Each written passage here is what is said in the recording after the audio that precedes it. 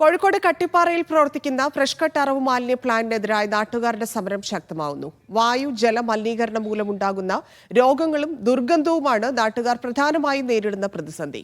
സ്ഥാപനത്തെ തകർക്കാനുള്ള ചിലരുടെ ശ്രമമാണ് സമരത്തിന് പിന്നിലെന്നാണ് ഫ്രഷ് കട്ട് മാനേജ്മെന്റിന്റെ വാദം.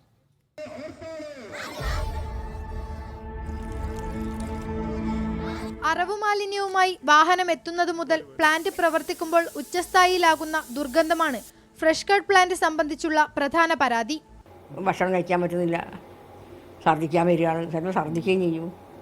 നല്ല കട്ടിമണ വരിക, നിൽക്കാൻ കഴിയാതെ. മലിനീകരിക്കപ്പെട്ട വായു ശ്വസിക്കുന്നത് മൂലമുള്ള ആരോഗ്യ പ്രശ്നങ്ങൾ വേറെ. അത് ചിലപ്പോൾ വാസന കൂടുമ്പോൾ കൂടുതലാവും, സംസാരിക്കാൻ വരെ കിട്ടൂല, വെള്ളം കുടിക്കാനൊന്നും കഴിയില്ല. പ്രദേശത്ത് ജീവിക്കുന്നത് തന്നെ വലിയ വെല്ലുവിളിയാണെന്ന് നാട്ടുകാർ. അറിയാം, കരിമ്പാലം എന്നാണ് വീട്, ആടല്ലേ ഫാക്ടറിയിൽ, അങ്ങോട്ട് ഞങ്ങൾ മക്കളെങ്ങനെ കെട്ടിക്കാന്ന് ആൾക്കാർ ചോദിക്കുന്നത്.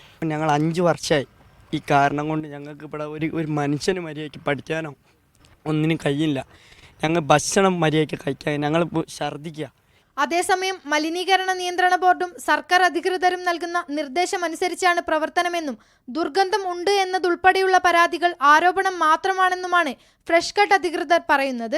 ഇതൊരു വേസ്റ്റ് മാനേജ്മെന്റ് ഫാക്ടറി ആകുമ്പം അവിടെ നിന്ന് ഉണ്ടാവുന്ന ഒരു സ്മെല്ല് ഏത് രീതിയിലാണ് എവിടെയാണെന്നുള്ളത് എനിക്കും അറിയുന്നില്ല. ഞാൻ അറിയുന്ന എല്ലാ രീതിയിലും സോർട്ട് ചെയ്തിട്ടുണ്ട്. ക്യാമറമാൻ ഷബീർ ഖലീലിനൊപ്പം ദൃശ്യ പുതിയടത്ത്, മീഡിയ 1, കോഴിക്കോട്.